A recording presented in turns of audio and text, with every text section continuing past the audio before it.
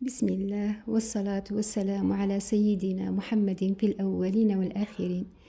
السلام عليكم شيرات ومرحبا بكم اليوم في وصفة صيفية من أروع ما يكون. اليوم إن شاء الله بربي رايح نديرو سردينة بلا صوص، يعني ما شاء الله. نجو هنايا نجيبو سردينة نكون نقيناها مليح، قلعنا لها قاع الشوك تاعها، قلعنا لها قاع الظهر تاعها، يعني نقيناها قاع مليح. ومن جهة أخرى نكونوا حضرنا العقدة ولا الدرسة ولا اللي رايحين نعمروا بها هذيك السردينة. هنا تبغوا ديروها على وحدة، يعني حبة تثنوها على اثنين، تبغوا ديروا وحدة على وحدة.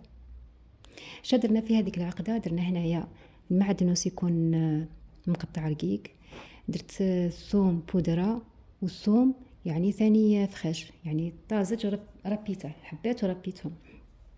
درت الزنجبيل، درت لا ماشي الكركم، الفلفل الاحمر الحار والفلفل الاحمر الحلو، الحب الكحله، الكمون والملح، وحليتهم بالزيت. اللي ما عندهاش تكتفي بالملح، الثوم والكمون والمعدنوس، هادو يكونوا فيهم اساسيات. صح. ومن بعدها اش نديرو؟ نجيبو طبسي. انايا غلفته بالفيلم اليمونتير كشغل جاتني خدمه بخاتيك ونقيه، يعني من بعد نقلعه ونرميه. هنا اش نديرو؟ نجيبو هذيك لافارس، نديرو السمكه تاعنا في الكف تاع اليد ونبداو نعمرو في الوسط، يعني ما نعمروش كميه كبيره، نديرو كميه قليله قد ما تنسم، مش نكثروا كاع بزاف، قد ما نسموها مليح، ونحطو وحده على وحده ونرمدوها في الفرينه كيما راكم تشوفوا. هنا في الوقت هذا نكون درت المقله على النار، النار تكون هاديه. بعد ما يحملنا هذاك الزيت نحطو الحبات اللي كنا رمدناهم في الفرينه كيما راكم تشوفوا، ونقلوه عادي.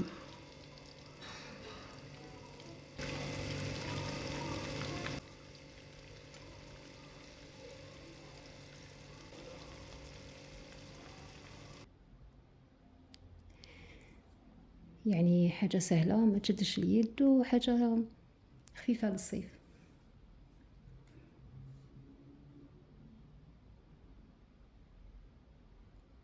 هنا بعد ما طابو نقلبوهم كيما راكم تشوفوا. والزيت هذا شيرت رايحين نخدموا به لاصوص هكا.